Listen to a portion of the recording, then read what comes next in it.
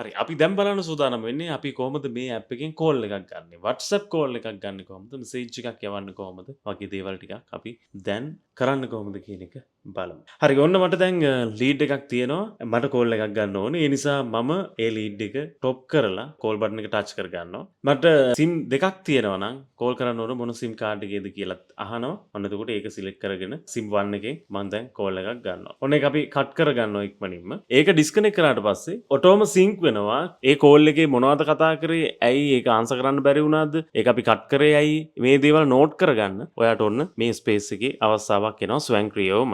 මට ඒක කනෙක්ට් වෙන්න බැරි වුණේ මොන හේතුවකටද කියලා ඔන්න අපිට දාගන්න පුළුවන්. ආන්සර් වුණ නැත්තම් ආන්සර් වුණ නැහැ කියලා දාගන්න පුළුවන්. නැත්නම් ෆෝන් එක ඕෆ් වැඩ කරේ නැද්ද? මේව ටිකත් මේ විදිහට ඔයාලට පේනවා. එතකොට ඒ අදාළ එක ඔයාලට දාගන්න තමයි තියෙන්නේ. ඔන්න කෝල් එක ගන්න බැරි වුණා. ඔයාලට WhatsApp වලට එහෙමම ගිහිල්ලා මේකේට මෙසේජ් එකක් අපිට ටයිප් කරලා ඒ නම්බර් එකට ඔන්න ඔයාට පුළුවන් මෙසේජ් එකක් සෙන්ඩ් කරලා යවන්න.